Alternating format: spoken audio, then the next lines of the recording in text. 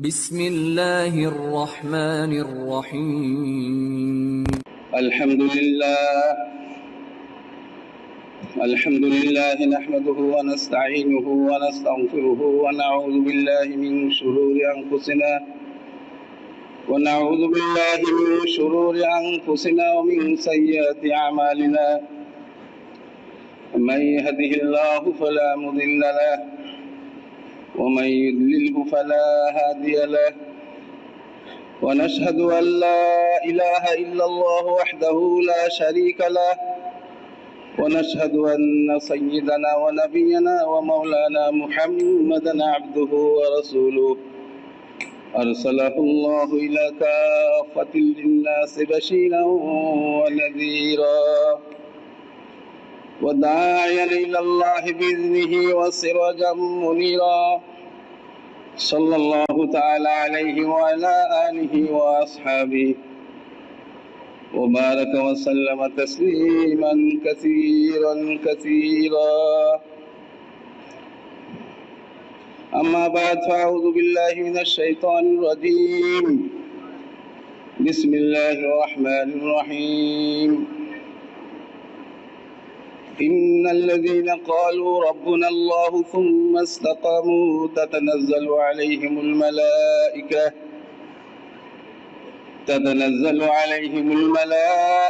ألا تخافوا ولا تحزنوا وأبشروا بالجنة التي كنتم توعدون. نحن أولياؤكم في الحياة الدنيا وفي الآخرة، ولكم فيها ما تشتهي أنفسكم ولكم فيها ما تدعون، نزلا من غفور رحيم. ومن أحسن قولا ممن دعا إلى الله وعمل صالحا وقال إنني من المسلمين. صدق الله المولانا العظيم. وقال النبي عليه الصلاة والسلام: لا يؤمن أحدكم حتى أكون أحب إليه من والده وولده والناس أجمعين. وأيضا قال النبي عليه الصلاة والسلام: لا يؤمن أحدكم حتى يكون هواه تبعا لما جئت به. وأيضا قال النبي عليه الصلاة والسلام: لا يؤمن أحدكم حتى يحب لأخيه ما يحب لنفسه، أو كما قال النبي عليه الصلاة والسلام. काबिल एहतराम भाई और बुजुर्ग और दोस्तों,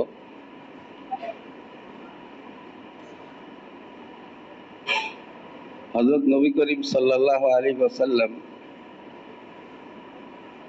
আমাদের কাছে একটা গুরুত্বপূর্ণ পয়গাম পাঠাইছেন।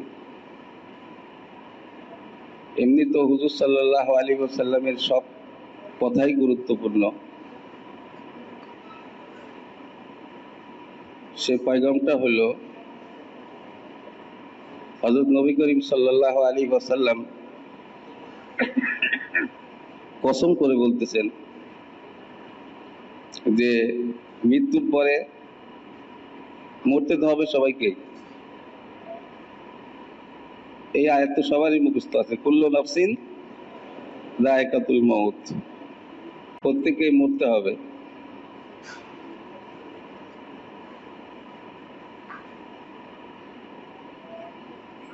মানুষের আসার সময় তো ঠিক আছে, যাওয়ার সময় ঠিক নাই, নির্দিষ্ট নাই।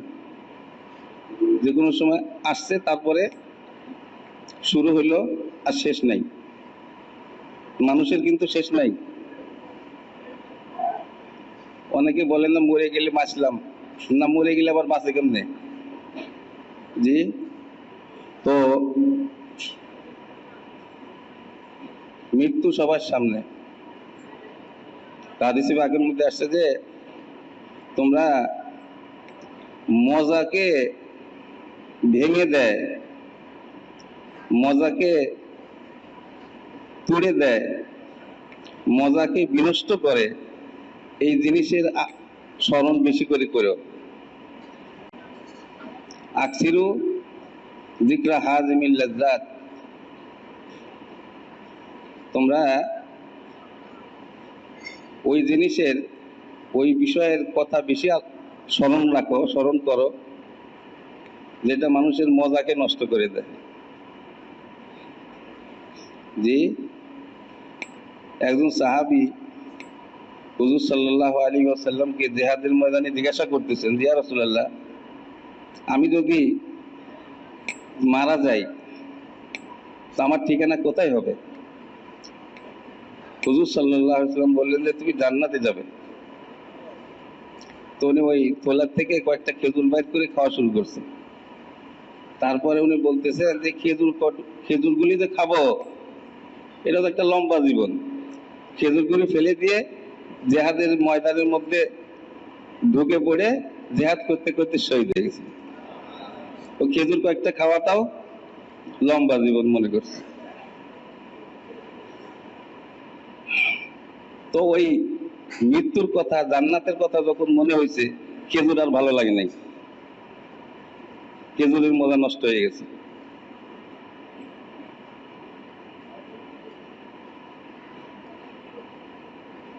মেয়ে মতন দশটা বুঝুক, কেউ যখন মরে তো শয়তান আমাদেরকে বুঝায়, নফস আমাদেরকে বলে যে আরে ওর মৃত্যু ছিল, তোমার কি আর এত সহজে আসবে? জি, তো হাদিসে পাকের মধ্যে আসছে যে তোমাদের মৃত্যু তোমাদের জুতার ফিতারও কাছে। জি, তোমাদের মৃত্যু তোমাদের যেহেতু জুতার ফিতারও কাছে। তো আমি আমার ঘর সাজাচ্ছি, ঘরের মধ্যে বিভিন্ন ধরনের ফার্নিচার, বিভিন্ন ধরনের আসবাবপত্র, কত কিছু। আমার তো উচিত ছিল আমার কবরকে সাজানো,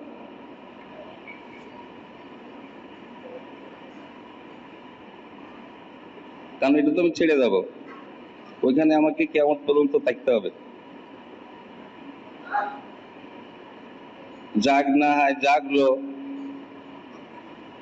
आसमां के साए तले, कियामत तक सोना पड़ेगा मिट्टी के साए तले। ওই তোমার যদি জাগতে হয় আসমানের দিকে নিচে জাগ্রত থাকো, কিয়ামত পর্যন্ত তোমাকে মাটির নিচে ঘুমাইতে হবে।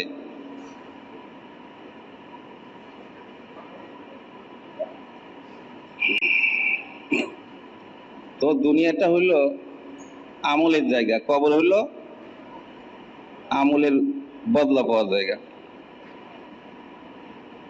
হযরত মাওলানা ইউসুফ সাহেব রহমতুল্লাহ আলাই, ওনার শেষ ইজতেমা ছিল পাকিস্তানের বেলাল পার্কে। তো বেলাল পার্কে ওনার ইজতেমা ছিল, তো ওনার শরীর তবিয়ত খারাপ লাগছে, তো ওনাকে হাসপাতালে নিয়ে যাওয়া হচ্ছিল। তো তখন হাসপাতালে নেওয়ার সময় ওনাকে উনি জিজ্ঞাসা করছেন সাথীদেরকে, হার্টের সমস্যা, তো মেরি উমর কিতনি হ্যায়, আমার বয়স কত। অনেক সময় মানুষের একটা পেরেশানি, নিজের বয়সও নিজে স্মরণ থাকে না, করতে পারে না। তো সাথীরা বলছেন 48 হ্যায়, 48 বছর। কয় বছর? 48 বছর। তো বলছেন 48 मेरे लिए काफी है, 48 मेरे लिए বাস ইন্তেকাল হয়ে গেছে। তো ওনার জানাজাকে লাহোর থেকে দিল্লিতে নেওয়া হয়েছে। ওই সময় ওনার আম্মা অর্থাৎ হযরত মানি ইলিয়াস রহমতুল্লাহ আলাইহির আহলিয়া মুহতারামা জীবিত ছিলেন। শুনতেছেন ভাই আপনারা? অনেকে ঘুমাইতেছেন নাকি, না খালি চোখ বন্ধ করে রাখছেন নাকি? চোখ খোলা আছে? চোখটা খোলা রেখেন, হ্যাঁ, মাথাটা একটু উঁচা রেখেন। ওই দিনার একটু জায়গায় দাঁড়িয়ে হেলান দিচ্ছে, দিনের কথা হেলান দিয়ে শুনতে নাই, হ্যাঁ, একটু সোজায় বসেন, জোয়ান মানুষ। হ্যাঁ, তো মাওলানা ইলিয়াস রহমতুল্লাহ আলাইহির আহলিয়া মুহতারামা অর্থাৎ মানে ইউসুফ সাহেব রহমতুল্লাহ আম্মা ছেলের জানাজা দেখে বলছে,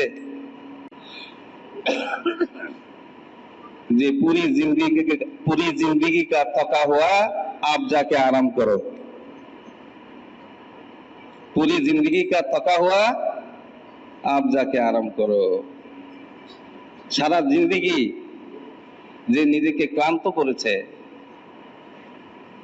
হরকতে, মনে ইউসুফ যতক্ষণ জেগে থাকতেন হরকতের মধ্যে থাকতেন।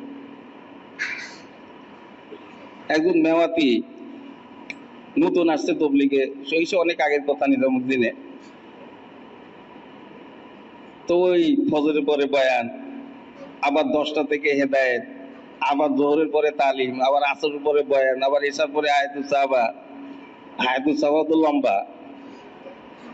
তো ওই মৌলানা ইউসুফ সাহেব রহমতুল্লাহর কাছে ওই মেওয়াতি যায়, বলতেছে একটু ওই আরাম প্রিয় লোক আর কি, অত মুজাহাদের অভ্যস্ত না। हजरत ये सुबह से शाम तक तो हमारी कोई टाइम नहीं है, সকাল থেকে রাত পর্যন্ত তো আমাদের কোনো ইয়ে নাই, বিশ্রাম নাই, একের পর এক আমল চলতেইছে।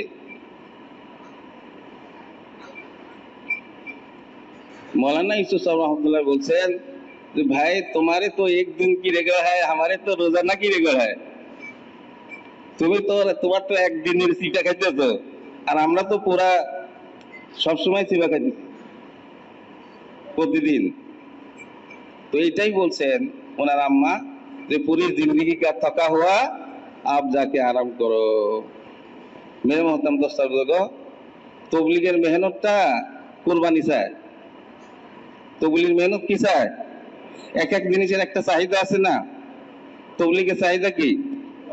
দেখেন আমরা কোরবানি করছেন তো এখানে মজমা হয়েছে, কত মানুষ, কত সাথী, কত কোরবানি করে আসছে, ও জানে আর ও আল্লাহ জানে।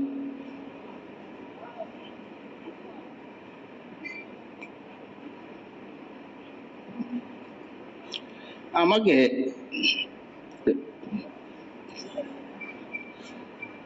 এক মিশরি সাথী বলতেছিল, মানে যে শেখ, যদি আমার অবস্থা কাকরাইলের মুরব্বীরা জানে যে আমি কি কোরবানি করে বের হয়েছি, তো আমাকে এখনই এয়ারপোর্টে পৌঁছে দিবে।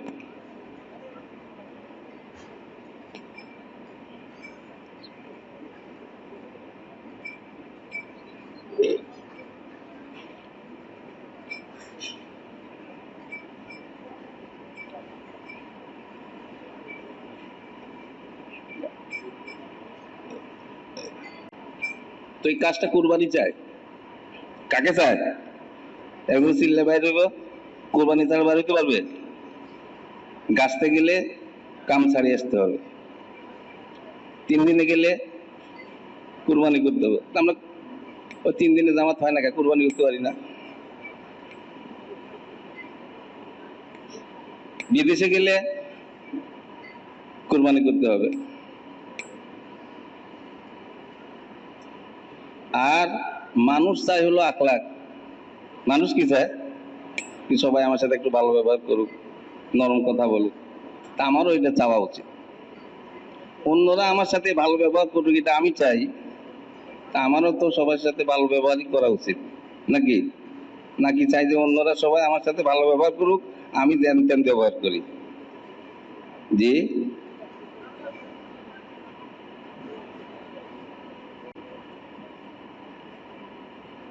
তো এরপরে এই কথাটা হলো, হুজুর আকরাম সাল্লাল্লাহু আলাইহি ওয়াসাল্লাম যখন নবুয়ত পেয়েছিলেন তখন এই কথাই বলছিলেন যে জিন্দেগির শুরুতে লা রাহাতা বাদাল ইয়াউম, আজকের দিনের পরে আর কি নাই, আরাম নাই। তারপরে যখন ইন্তেকাল হইতেছে, মেয়ে কাঁদতেছেন, হুজুর সাল্লাল্লাহু আলাইহি ওয়াসাল্লাম বলছেন যে মা তুমি কাঁদো না, তোমার পিতার উপরে আজকের দিনের পরে আর কোনো কষ্ট নেই। অথচ এত কষ্ট করছেন হযরত নবী করিম সাল্লাল্লাহু আলাইহি ওয়াসাল্লাম নিজে বলেন যে আমাকে দিনের জন্য আল্লাহর খাতিরে এত কষ্ট দেওয়া হয়েছে, কাউকে এত কষ্ট দেওয়া হয়নি। আমাকে এত ভয় দেখানো হয়েছে আল্লাহর জন্য, দিনের খাতিরে কাউকে এত ভয় দেখানো হয়নি। এই জন্য মেয়ে মহতাম দোস্ত, ওইটা কোরবানি চান, আল্লাহ তাআলা ইখলাস চায় যে সবাই কামটাকে আল্লাহর জন্য করুক। আমাদের মানা জুবাইর সাহেব একদিন বলতেছিলেন কোন এক জেলার মজমায়, বলতেছিলেন যে আমরা যে তবলিগের মেহনত করি এটা বড় কথা না। কি হয়েছে? আমরা যে তবলিগের মেহনত করি এটা বড় কথা না। কিন্তু বড় কথা কোনটা? যে বড় কথা হইল আমার তবলিগের মেহনতটা আল্লাহ তাআলা কবুল করতেছেন কিনা, এটা হলো বড় কথা। এই জন্য বলছে যে মেহনত করার চাইতে মেহনত আল্লাহর কাছে কবুল হয় এর জন্য আরো বেশি চেষ্টা করা, কোশিশ করা, দোয়া করা। আল্লাহ যদি কবুলই না করে, জি, তাহলে কি হইলো?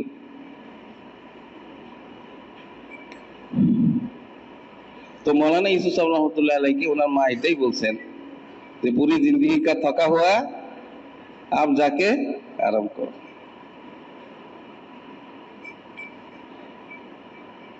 আল্লাহ রাব্বুল আলামিন দিনের কাজটাকে কোনো ব্যক্তির উপরে নির্ভরশীলতা রাখেন নাই। তো অমুকে থাকলে দিনের কাজ হবে, অমুকে না থাকলে দিনের কাজ হবে না, এরকম কিছু না। দেখেন হযরত মাওলানা ইলিয়াস রহমতুল্লাহ আলাইহি যখন ইন্তেকাল হইল, সবাই পেরেশান যে এখন উনি এই কাজটা শুরু করছেন, উনি এই কাজের প্রতিষ্ঠাতা, উনি দুনিয়ার থেকে চলে যাইতেছেন, কাজ কেমনে চলবে? তো মৌলানা ইউসুফ সাহেব রহমতুল্লাহ আলাইহি জানা যায় যে নামাজ মানুষগুলি আসছিল তাদেরকে লক্ষ্য করে কিছু কথা বলতেছিলেন। তো একজনে বলেন এই কথা যে এমন কথাবার্তা উনি বলতেছিলেন, আমি ভাবছিলাম যে ইনি মনে হয় মৌলানা ইলিয়াস রহমতুল্লাহ আলাইহি।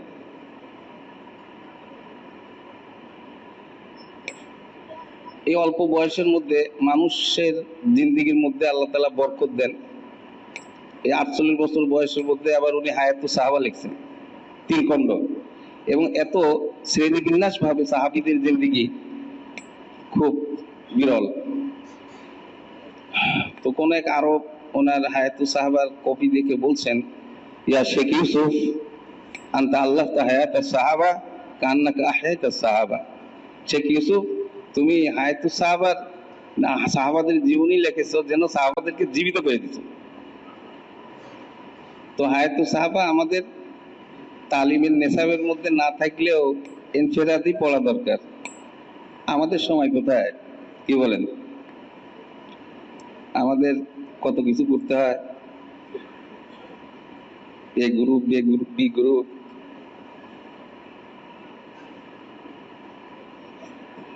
মৌলানা ইউসুফ সাহেব রহমতুল্লাহ আলাইহি একবার বাংলাদেশে আসছিলেন। তো বাংলাদেশে এসে ওনার ইজতেমা ছিল চট্টগ্রামে। তো উনি এক কামরার মধ্যে ছিলেন। তো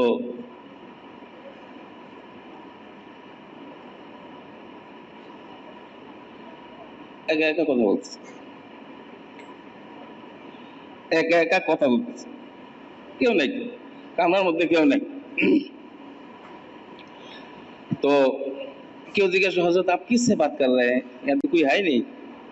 হযরত আপনি কার সাথে কথা বলতেছেন? ঠিক আছে, তো কেউ নাই। বলতেছেন যে मैं अपने को दावत दे रहा हूं, আমি নিজেকে দাওয়াত দিচ্ছি।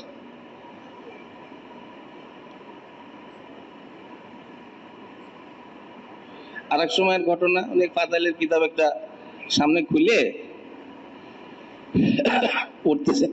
পড়তেছেন আর ওনার চোখ দিয়ে পানি পড়তেছে।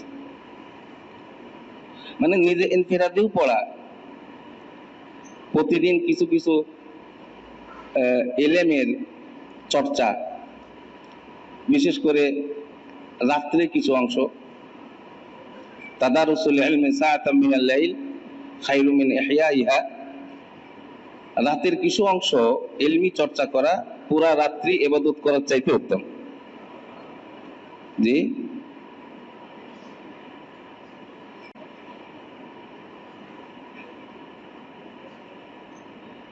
তো মৃত্যুর স্বাদ সবাইকে গ্রহণ করতে হবে। তো মরার আগে আমাদের এই কাজ, তবলিগটা হলো মরার ভাই, মরা না কিন্তু মরার। আমাদের এক জামাত গেছিল সেই মৌলা মনীষা রহমতুল্লাহ জামানায় সৌদি আরব। তো আরবের শেখরা অনেক সময় টাকা পয়সা পেশ করে। আমরা একবার গেলাম সিলেটে এক জামাতে, ভূমিকা আসতে গেছি এক বাসায়, তো একজনে ওই কয়েকশো টাকা লয়েছে, ওদের নেন, মনে করছে মসজিদ থেকে চাঁদা নেওয়ার জন্য হয়েছে। তো সাথে একজন সিলেটের সাথে ছিলেন, আবার নারাজ হয়ে গেছে। নারাজ হওয়ার তো কিছু বেচারা বোঝে নাই যে আমরা কি জন্য আসছি। তো আরবিতে পয়সাকে বলে ফুলুস, টাকা পয়সাকে কি বলে? ফুলুস মাফি, টাকা নাই, টাকা পয়সা নেই। তো মৌলানা মনির সাহেব রহমতুল্লাহকে যখন ওই টাকার হাদিয়া পেশ করা হয়েছে, তো তখন উনি বলছেন যে নাহনু লা নুরিদ ফুলুস, নাহনু নুরিদ নুফুস। আমরা তো টাকা পয়সা চাই না, আমরা তো মানুষ চাই। কি চাই? তবলিগওয়ালা কি টাকা চায়? কি চায়? মানুষের লইলে আসে। তো তখন ওই আরব বলে যে আলান্তুম মালাকুল মাউত তুরিদুনান নুফুস ওয়ালা তুরিদুনাল ফুলুস, তোমরা কি আজরাইল নাকি যে টাকা পয়সা চাও না, মানুষ চাও? মৌলানা মনির সাহেব রহমতুল্লাহ বলছেন যে আমরা আজরাইলের না হইলেও আজরাইলের ভাই। আজরাইল ইসলামের, আজরাইল ইসলাম তো নিয়ে আর ফেরত দেয় না, আমরা নিয়ে আবার 4 মাস পরে ফেরত দিই। তো তবলিগটা হইল মৃত্যুর প্রশিক্ষণ। মরার আগে কি, মরার সময় যেন সব সাইডে ছুটি দিয়ে চলে যাওয়া লাগবে, এটাও এরকম। কোরবানি না করলে কেউ চিল্লাও দিতে পারবে না, 3 চিল্লাও দিতে পারবে না। তো কি বলেন ভাই, কোরবানি করতে তৈরি আছি নাকি ওই ভাইলে ভাইলে তবলিগ করবো, মানে জেনে কোনো মতো না? এটার দ্বারা নিজেরই ক্ষতি হবে। যত আমি নিজেকে ফিসতে পারবো, যত নিজেকে নিজের উপরে কোরবানি নিতে পারবো, তত আমার নিজের ফায়দা হবে। কাজটা কার? আল্লাহর কাজ।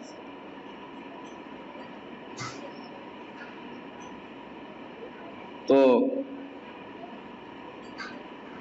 মরা লাগবে সবাই।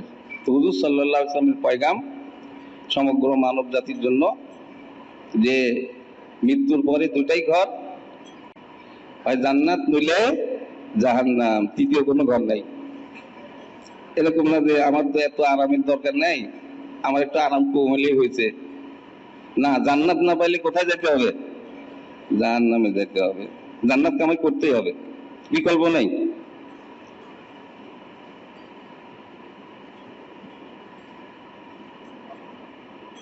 তো বলছে যে যারা এই কথা বলছে আল্লাহ আমার রব, এবং এর উপরে মজবুত থাকছে মওত পর্যন্ত, কারণ এই ঈমানকে মওত পর্যন্ত নিয়ে যেতে হবে। মৃত্যুর আগে যদি শয়তানের ধোঁকা পড়ে এদিক সেদিক হয়ে যায় না।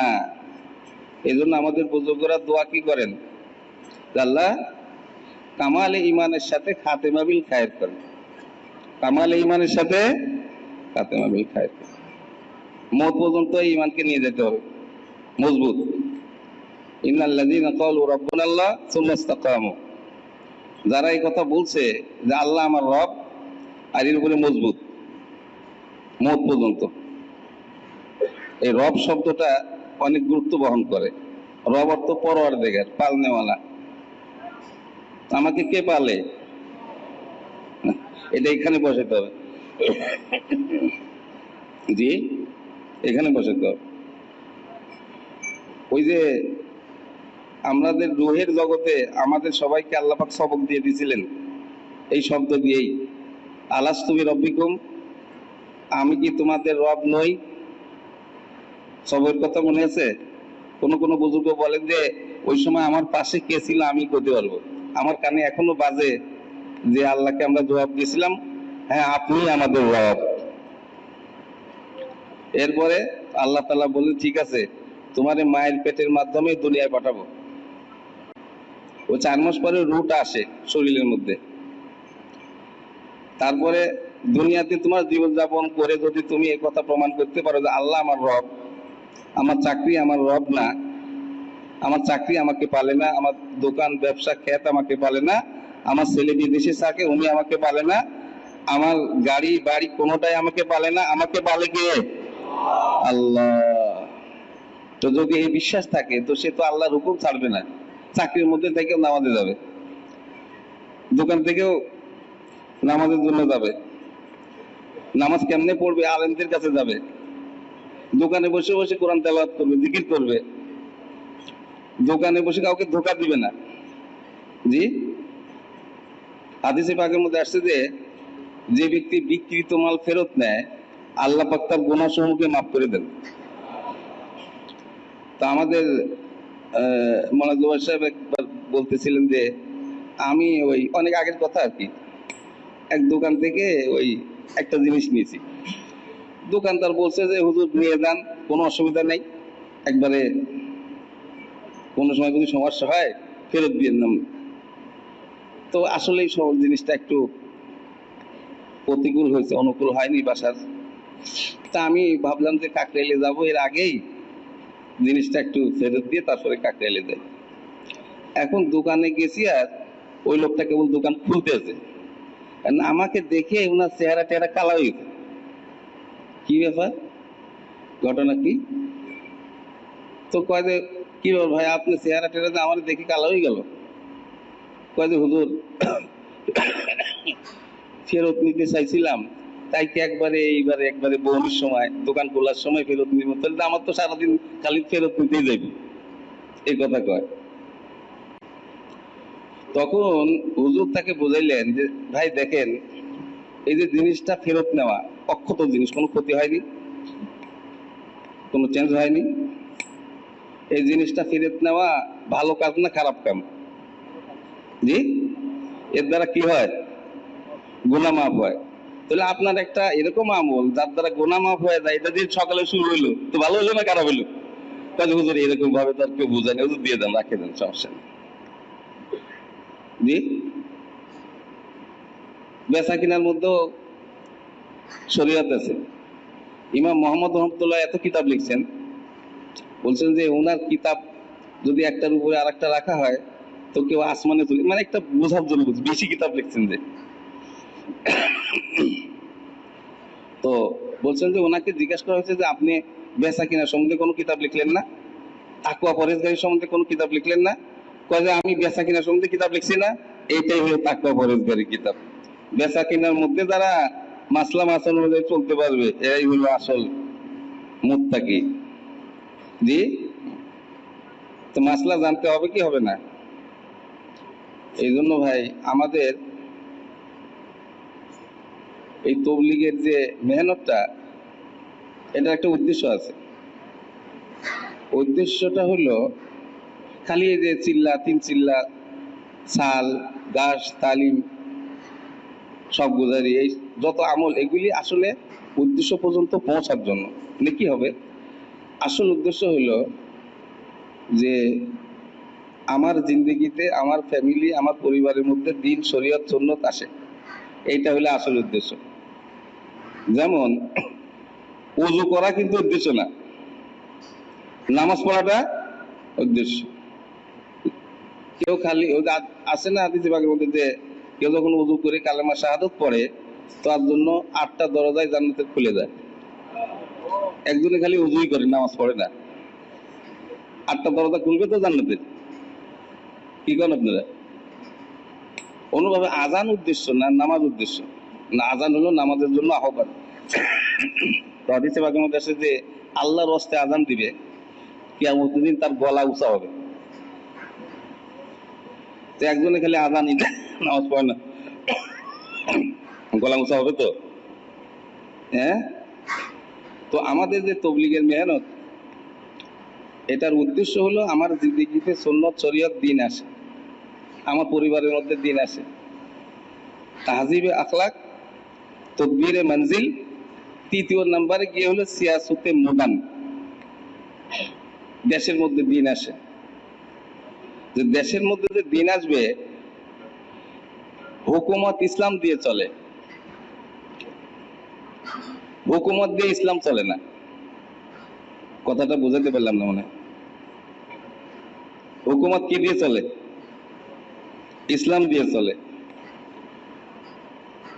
ইসলাম হুকুমত দিয়ে চলে না।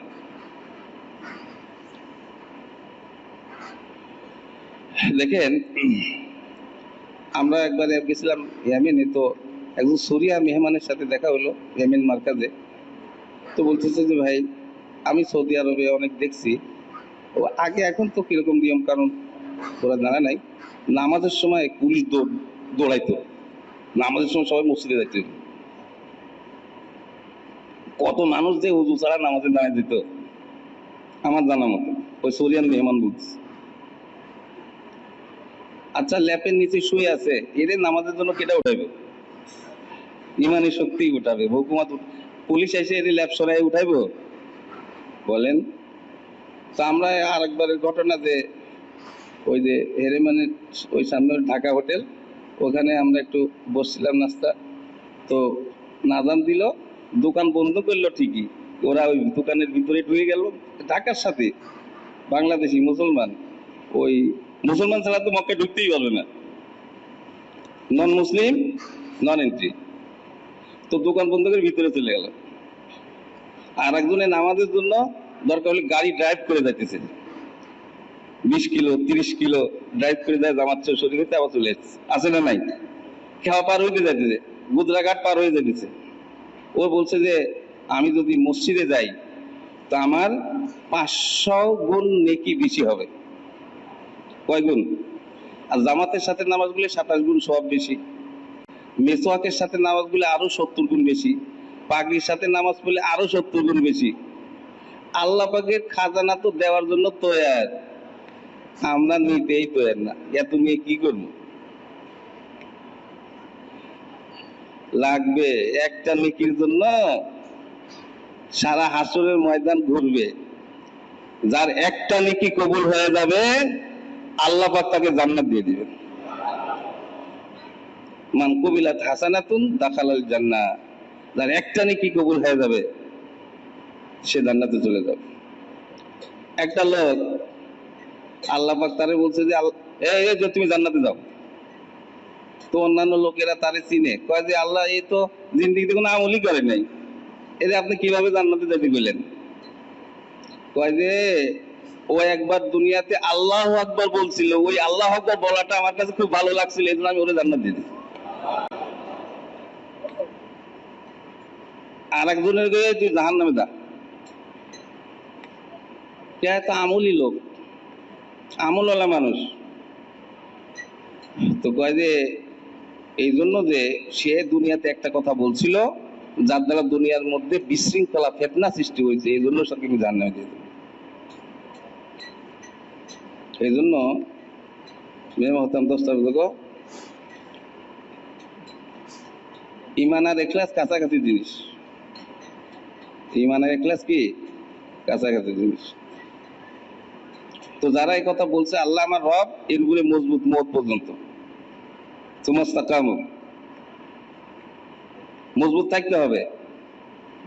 তো কি হয়?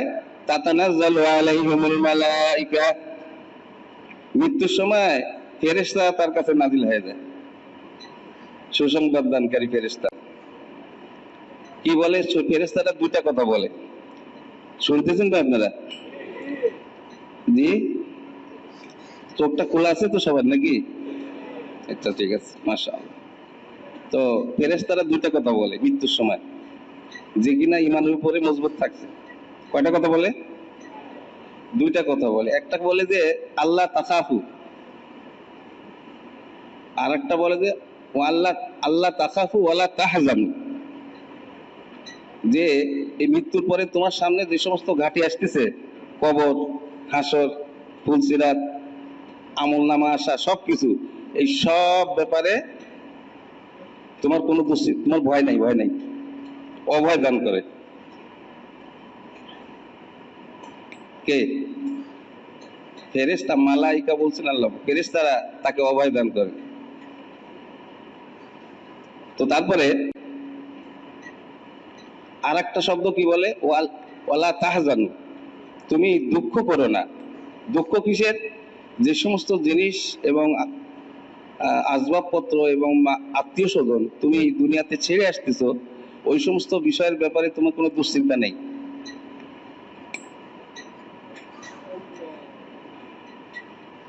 ইমাম হযরত মাওলানা ওমর বিন আব্দুল আজিজ রহমতুল্লাহ, ওনার অনেকগুলি ছেলে ছিল, ওইরকম সম্পদ তো উনি রেখে যান নাই, অনেক ছেলে পেলে। তো কেউ জিজ্ঞেস করছেন যে আপনি এতগুলি সন্তান আপনার, আপনি কোনো সম্পদ রেখে গেলেন না? তো বলছে যে আল্লাহ তাআলা নেককারদের জিম্মাদার, ওয়ায়াতাওয়াল্লা সালেহীন। নেককারদের জিম্মা কে? তা আমি আমার সন্তানকে নেককার বানানোর চেষ্টা করি। হযরত মাওলানা এনামুল হাসান সাহেব রহমতুল্লাহ বলতেন, আমি বলি না যে সবাইকে আলেম বানাক, মুফতি বানাক, কিন্তু দিনদার তো সবাইকে বানাতে হবে। কি বানাতে হবে? দিনদার। তা না হইলে আমার তবলিগ যখন শেষ হবে মৃত্যুর দ্বারা, তো আমার ঘরে তবলিগেরও কি হয়ে যাবে? মৃত্যু হয়ে যাবে। তো কাজেই তুমি যে সমস্ত জিনিস ছেড়ে আসতেছো, ওই সমস্ত জিনিসের ব্যাপারে তোমাকে কোনো দুশ্চিন্তা করতে হবে না। আর ওয়াবশিরু বিল জান্নাতিল্লাতী কুনতুম তুআদুন, আর তোমাকে যে জান্নাতের সুসংবাদ এতদিন দেওয়া হচ্ছিল, যে জান্নাত পাবে, এই জান্নাতের সুসংবাদ তুমি গ্রহণ করো। তো ফেরেশতারা যখন তাকে জান্নাতের সুসংবাদ দেয়, তখন ওই রূহ শরীর থেকে বাইরে হওয়ার জন্য ছটফট করে। তো বলেন যে ইমানদারের রূহ এমন ভাবে বের হয়, যেরকম ওই আটার ভিতরে চুল ঢোকা থাকলে চুল টান দিলে যেন সুন্দর ভাবে বের হয়ে যায়, ইমানদারের রূহ এইভাবে সুন্দর ভাবে বের হয়ে যায়।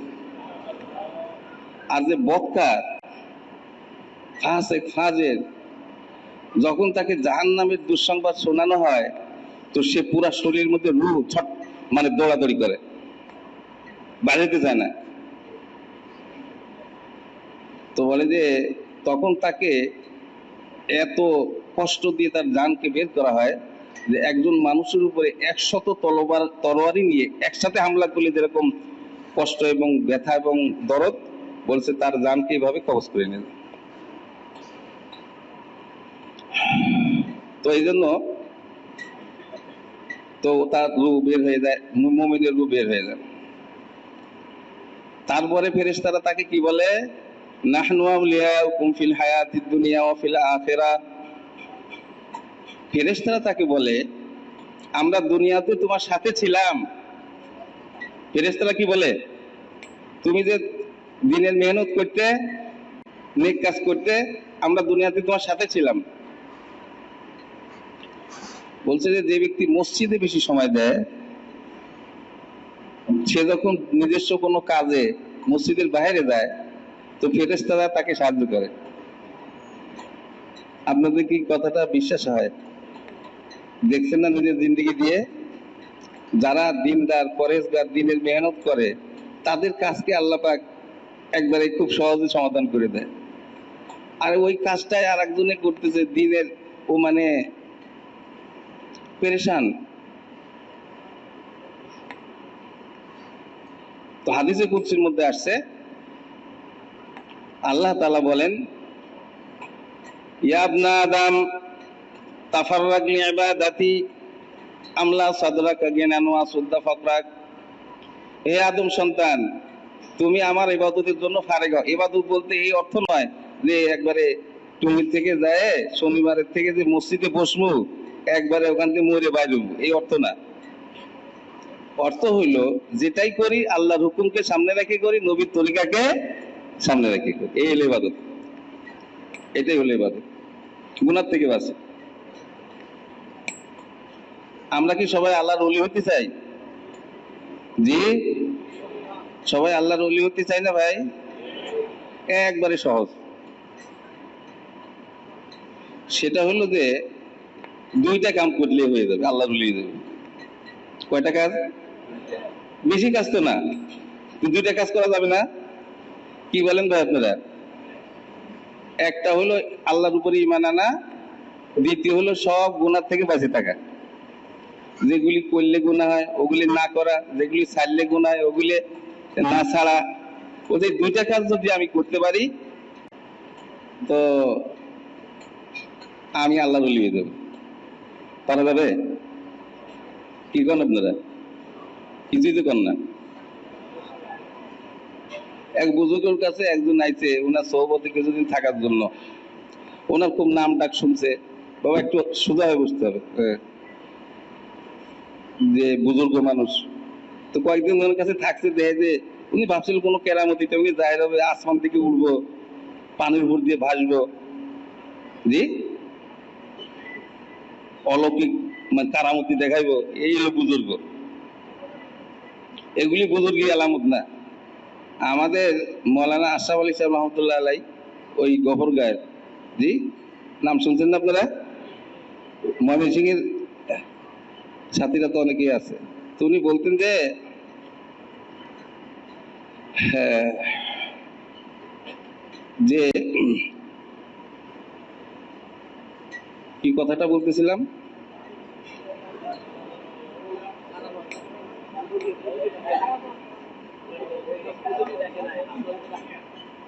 হ্যাঁ হ্যাঁ, তো উনি বলতেন যে যদি পানির উপর দিয়ে ভাসে যাওয়া কেরামতি হইতো তো হাঁস সবচেয়ে বড় বুজুর্গ।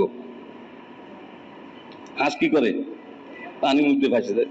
এই যে ধরেন ইয়েতে স্থলেও চলতে পারে, আবার জলেও চলতে পারে, উভয় চর প্রাণী। ঠিক আছে, আল্লাহ পাক তার পাউডার এরকম দিচ্ছেন, স্থলে হাঁটতেও পারে, পানির মধ্যে সাঁতরাতেও পারে। আবার উনি বলতেন যে ইলেকট্রিসিটির ব্যবস্থাপনা এত বেশি যদি কৃতিত্বের জিনিস হতো, আলো, সাহাবী হুজুর সাল্লাল্লাহু আলাইহি ওয়াসাল্লামের কাছ থেকে যাইতেছেন, লাঠির আগায় কপালে আলো আসছে, লাঠির আগায় আলো চলে আসছে। তো উনি বলতেন যে এই বিদ্যুৎ, তো বলছে বিদ্যুৎ যদি আলো জ্বালানো, আলো চমকানো এত যদি বেশি বুজুর্গির কারণ হতো, তাইলে জোনাকি পোকা সবচেয়ে বেশি বুজুর্গ, দেখে না কিরকম আলোর ফোকাস দেয় বন জঙ্গলের মধ্যে। আর ইঞ্জিনিয়ারিং প্রকৌশলী বিদ্যা যদি এত বেশি ইয়ে হইতো, কৃতিত্বের কারণ হইতো, তো উনি বলতেন যে বাওয়াই পাখি সবচেয়ে বড় ইঞ্জিনিয়ার। বাওয়াই পাখি চিনেন আপনারা? ওই তাল গাছে বাসা বানাইতে, কিভাবে বানাইতে দেখেন, একটা পাখি আঁশগুলি কোথা থেকে জোগাড় করছে, এটা আল্লাহ তাআলা দিলের মধ্যে ঢালি দিছে, বাসাটাকে বুনছে, তারপরে যত ঝড় ঝাপটা দুলতে থাকে, পড়ে না। তবে একটা জিনিস হলো কি, বলে যে যতই বানাইছে আর সুন্দর করে তৈরি করছে, ওর মাথাটা বাইরে হয়ে থাকে, বুঝেন নাই? মাথা বাইরে হয়ে থাকে, মাথা ভিজে যায়। ভারে হাল, আকাশ দিয়ে উড়ে যাওয়া এটা কোনো বুজুর্গির আলামত না। একজনে বিবি সাহেবের লাগে, ওই যে হাদিসে পাকের মধ্যে আসছে যে তোমাদের মধ্যে সর্বোত্তম ওই ব্যক্তি যে তার বিবির কাছে উত্তম, আমি আমার বিবির কাছে আহলের কাছে উত্তম। কি বলছেন? হুজুর সাল্লাল্লাহু আলাইহি ওয়াসাল্লাম। তো এখন তো অনেকে আমরা বাহিরে খুব ভালো ব্যবহার আচার প্রদর্শনী করি, ঘরে গেলে মনে হয় যে কি বাঘ ঢুকলো, বাঘ, মেয়ে একদিকে পলায়, ছেলে আর একদিকে দৌড়ায়, বিবি সাহেব কাঁপে। জি না, হুজুর আকরাম সাল্লাল্লাহু আলাইহি ওয়াসাল্লাম যখন ঘরে প্রবেশ করতেন, তো ঘরওয়ালাদের কাজের মধ্যে শরীক হয়ে যেত, যদি সুযোগ থাকে। নিজের জামাতে উকুন লাগলে ওই নিজে পরিষ্কার করতেন, জুতা নিজে সেলাই করতেন। আবার কি, ওই নাতিরা ছিল যে হাসান হুসাইন, ঘরের মধ্যে হুজুর সাল্লাল্লাহু আলাইহি ওয়াসাল্লাম ওই ঘোড়া হতেন, হামু দিয়ে, হামাগুড়ি দিয়ে কি হতেন, ঘোড়া হইতেন, আর হাসান হুসাইন বলে তোমার পিঠে ওঠো। তো হুজুর সাল্লাল্লাহু আলাইহি ওয়াসাল্লাম ঘোড়ার মতো ওই ঘুরতেন ঘরের মধ্যে, আর ওরা পিঠের মধ্যে ভালো ঘোড়া পাইছে, ওইটা হেঁটে চলছে। কি বলেন? আর তা না হইলে যদি আমি বলি যে আরে তুমি কি আমাকে, একজনে বলতেছে বিবি সাহেবকে, আরে তুমি তো আমাকে চিনলেই না, আমাকে তো বাংলাদেশের মানুষ চেনে, আমার বয়ান যখন চলে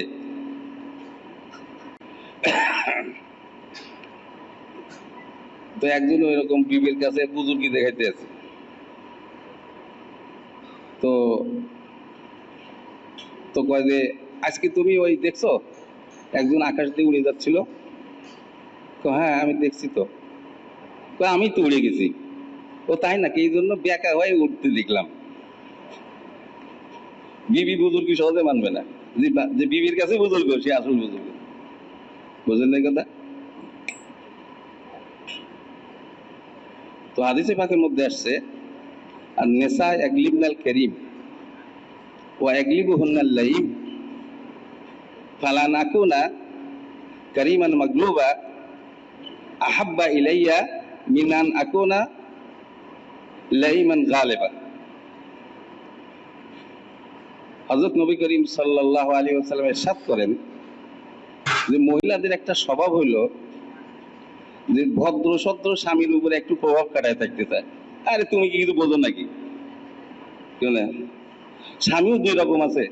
এক হইলো ধরেন যে লাঠিল কিসিমের স্বামী, ধুমকায় ধামকায় লাঠি সোটা দিয়ে একবারে বসে রাখে।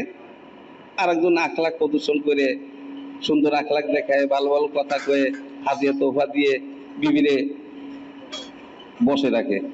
দুই তরিকায় দুই ধরনের স্বামী আছে।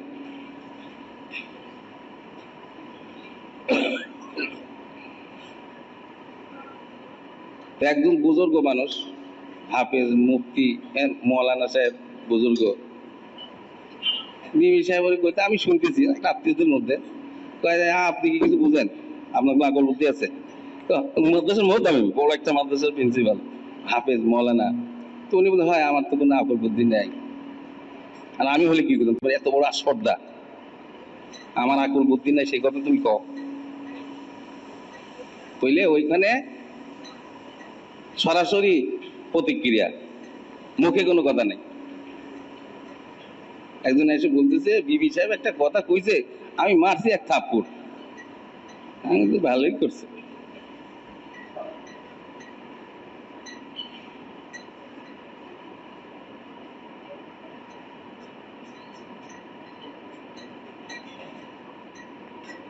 ইমাম মুসলিম রহমতুল্লাহ আলাই উনি যে মুসলিম শরীফ কিতাব লিখছেন, ওনার আখলাকের মধ্যে লেখা আছে যে ওনার জিন্দেগিতে উনি কারোর গীবত করেন নাই, আর ওনার জিন্দেগিতে উনি কাউকে মারেন নাই।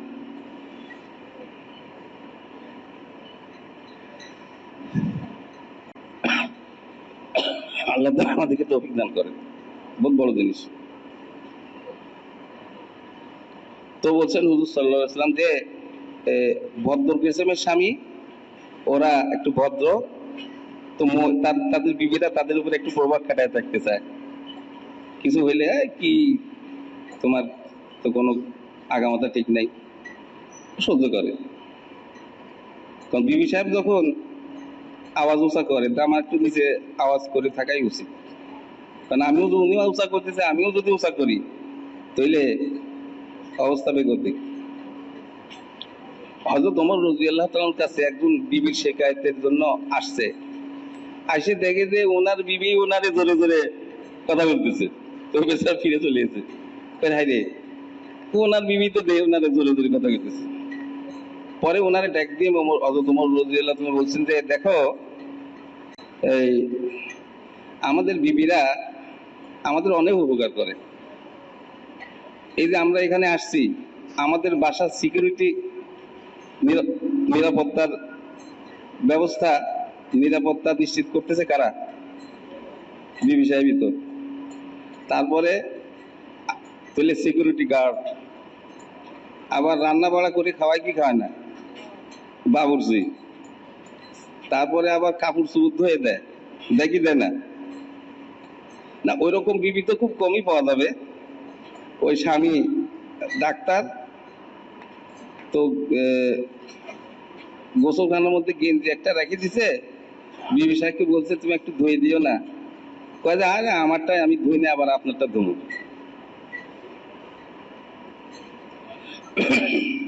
তো যা হোক, এখন ওই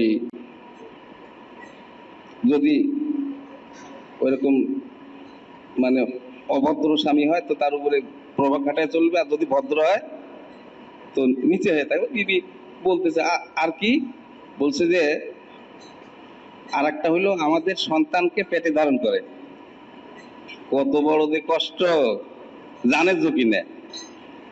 এত কষ্ট করে বিবি সাহেব সন্তানটাকে জন্ম দিল, আমি কই যে আমার ছেলে। কার ছেলে? আমার ছেলে।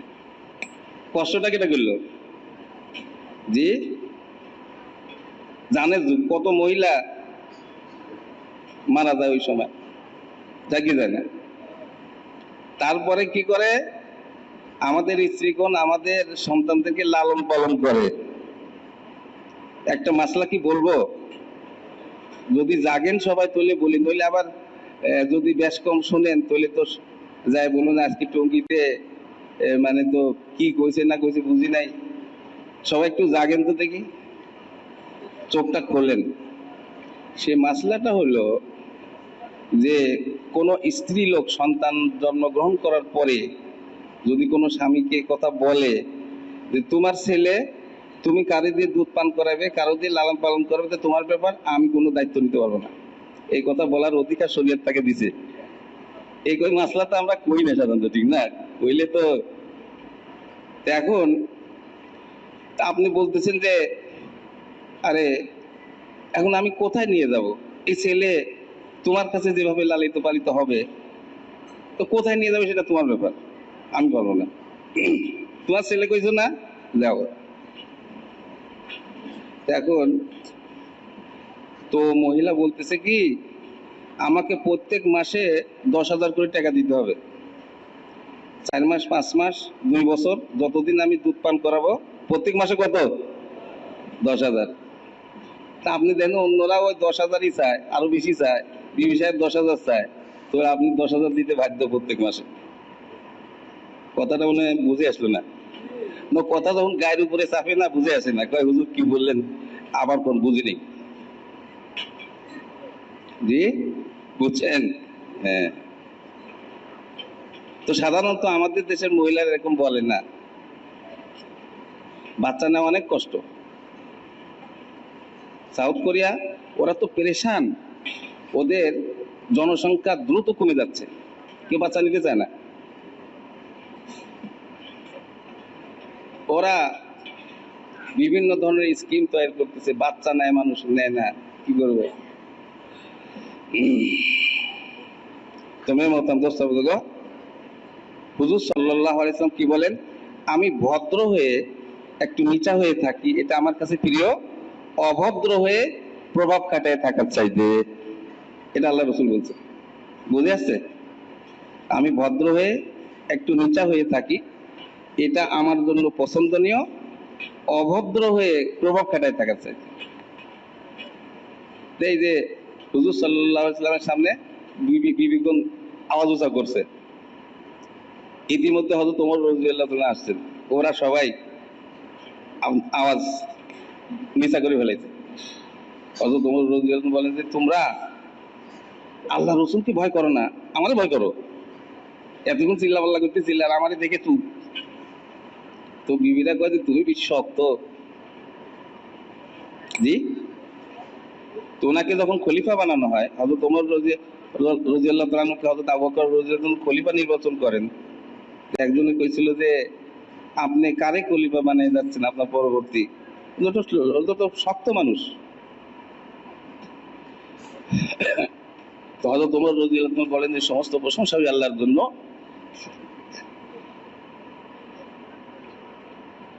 আমার দিলটা নরম, মানুষ আমাকে শক্ত মনে করে, আমি কিন্তু ব্যক্তিগতভাবে এত শক্ত না, কিন্তু আমার কার্যকলাপ আমার আচরণ থেকে আমার সামনে শক্ত মনে। আল্লাহ শুকর যে আমি নরম হওয়ার সত্ত্বেও মানুষ আমার শক্ত মনে করে। আমার রব বলছে হযরত ওমর রাদিয়াল্লাহু তাআলা, তোমার রব শত শত বছর মুসাফাত এবং দূরত্বের মধ্যে চলে যেত, মানুষ কাফের মুশরিকরা থরথর করে কাঁপত।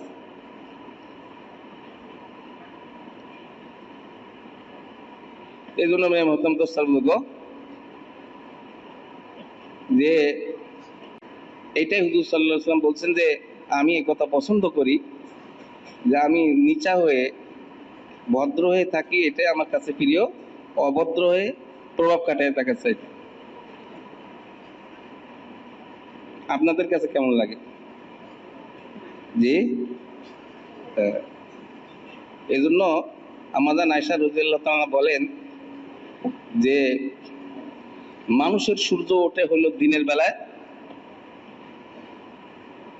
প্রভাতে, আর আমার সূর্য উদয় হয় রাত্রে।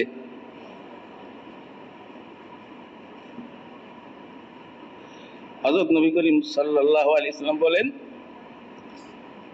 যে আমাকে পাঠানোই হয়েছে উত্তম আখলাক পরিপূর্ণ করার জন্য। বইস্তুলি উতাম্মিমা মাকারিমাল আখলাক, উত্তম আখলাক পরিপূর্ণ করার জন্যই আল্লাহ তাআলা আমাকে পাঠাইছেন। তো তবলিগের মেহনতটা তো নবীওয়ালা কাজ। তা আমার সবার ওইরকম সুন্দর আখলাকের অধিকারী হই, এটা আমাদের চাওয়া পাওয়া। কারণ ইসলামের ভিত্তি তো হলো 5টা। ইসলামের ভিত্তি কয়টা? তো ভিত্তি কিন্তু দেখা যায় না। জি, ভিত দেখা যায় ওই যে বিল্ডিং গুলি, ভিত দেখা যায় না, কিন্তু দেখা যায় কি বিল্ডিং। ইসলামের ভিত্তি 5টা। এক হলো ইমান, দিলের মধ্যে থাকে। নামাজ মুসলমানরা মসজিদে আদায় করে।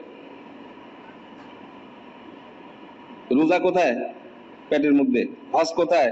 এমন একটা জায়গায় হজ আদায় করে যেখানে অমুসলিম ঢোকাই নিষেধ। এই যে ভিত্তি, ভিত্তি দেখা যায় না। বেনাউল ইসলাম বুনিয়াল ইসলাম ওয়াল খামস, ইসলামের ভিত্তি হলো 5টা: ইমান, নামাজ, রোজা, আর যাকাতটা হলো মুসলমানকে দেয়। মুসলমান যদি কাফেরদের যাকাত দেয়, যাকাত আদায় হবে না। তাহলে এগুলি সব ভিত দেখা যায় না। কিন্তু ইসলামের বিল্ডিং কোনটা, যেটা সারা দুনিয়ার মানুষ দেখবে? বলছে ইসলামের বিল্ডিং হলো মানুষের, মুসলমানদের আখলাক। আমাদের রবিউল হক সাহেব একদিন বলতেছিলেন কয়েকদিন আগেই যে আমরা একবার ওই মালয়েশিয়া না থাইল্যান্ডের কথা বলতে যাইতেছিলাম ভিসার জন্য। তো ভিসার জন্য যাইতেছিলাম, প্রথমে তো ভিসা দিতে গড়িমসি করতেছে, পরে আমরা নামাজ, সদকা, রোজা জি শুরু করছি। তো তারপরে গেছি, তো যে কাউন্সিলর জিজ্ঞাসা করতে আমাদের দেশে কেন দেবে? তো বলে যে তোমাদের দেশে যাবো এই জন্য, তোমাদের দেশে আমাদের অনেক মুসলমান ভাই আছে, তাদের সাথে সাক্ষাৎ জিয়ারত করার জন্য। কারণ মুসলমান ভাইদের সাথে জিয়ারত সাক্ষাৎ হইলো ইবাদত। তখন ওই কাউন্সিলর বলতেছে যে আমাদের দেশে তো বিধর্মীয় আছে, নন মুসলিমও আছে, তাদের সাথে দেখা করবে না?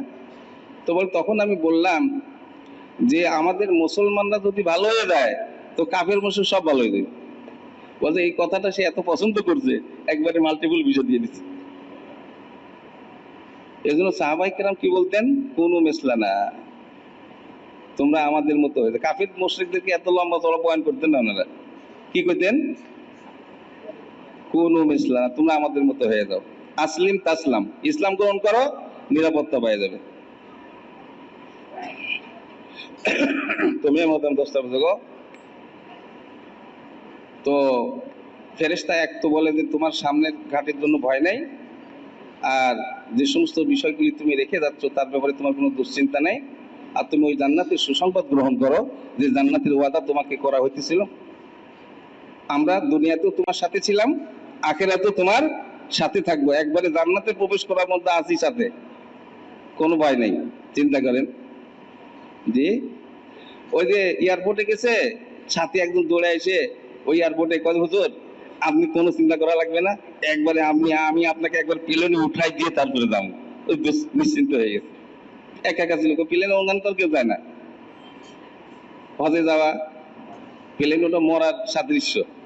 কত মানুষ আগায় দেওয়ার জন্য আসছে, যেই প্লেনে উঠতেছে, এয়ারপোর্টে ঢুকতেছে, আর কেউ সাথ নাই, এখন সব একাই করা লাগবে। কোনোভাবে কবরের মধ্যে যাওয়ার আগে কত মানুষ সাথে যায়, কত মানুষ কত কিছু লয়ে যায়, তারপরে যে কবরে ঢুকাই দিয়েছে আর কেউ নাই। কথা বুঝে যাচ্ছে? তো হযরত আমর ইবনে আস রাদিয়াল্লাহু তাআলা বলেন যে তোমরা যখন আমাকে দফন করবে তো তোমরা আমার কবরের কাছে এতটুকু পরিমাণ সময় অপেক্ষা করো যতটুকু একটা উট জবাই করে বন্টন করা যায়।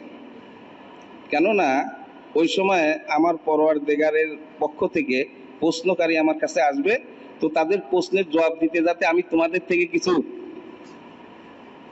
একটু উনসিয়াত বা একটু যে তোমরা একটা আসো, তো কারণ আছে যে মানে কবর দেওয়ার সাথে সাথে ওই ফেরেশতা চলে আসে, ওই যারা কবর দিছে তাদের পায়ের আওয়াজ কবরবাসী শুনতে পায়। কথা বুঝেছে?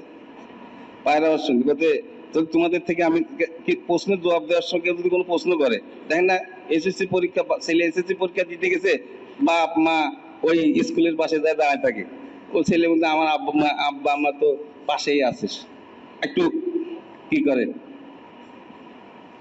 স্বস্তি বোধ করে। যখন আমর ইবনে আস রাদিয়াল্লাহু তাআলা আনহু বলেন যে আমাকে যখন তোমরা দাফন করবে তখন আমার কবরের কাছে এতটুকু সময় পরিমাণ তোমরা অপেক্ষা করো যতটুকু একটা কোটকে জবাই করে কি করা হয়, তাকসিম করা হয়। তো আমরা একবার আমাদের এক সাথীর মেয়ে মারা গেছে, তো দাফনের জন্য সাথে গেছি। আমরা তো একটু দূর আত্মীয়, দূরের সম্পর্ক। তো বাপ বললো যে আমি একটু দাঁড়াই, আমি একটু অপেক্ষা করি। তো উনি দু একদিন নিয়ে একটু অপেক্ষা করি। তুমি মহতাম তো শব্দ গো, তোমরা তো দুনিয়াতে আমরা তোমার সাথে ছিলাম, তুমি যখন দুনিয়ার কোনো কাজ করতে বের হয়েছো আমরা তোমাকে সাহায্য করছি। সাহায্য পাওয়া যায় কি যায় না? আল্লাহ পাক তো ওয়াদা করছেন, ইন তানসুরুল্লাহ ইয়ানসুরকুম, তোমরা যদি আমার দ্বীনে সাহায্য করো তা আমি তোমাদেরকে সাহায্য করব। মৌলানা ইলিয়াস রহমতুল্লাহ বলতেন যে ব্যক্তি দ্বীনের মেহনত করে আর আল্লাহ পাকের মদদার নসরতের ইয়াকিন করে না, সে হতভাগা, ফাসেক। আল্লাহ তাআলা ওয়াদা করছেন সাহায্য করবেন, বিশ্বাসী নাই। চাকরি করে বেতন দেয় কি দেয় না এরকম কেউ আছে নাকি?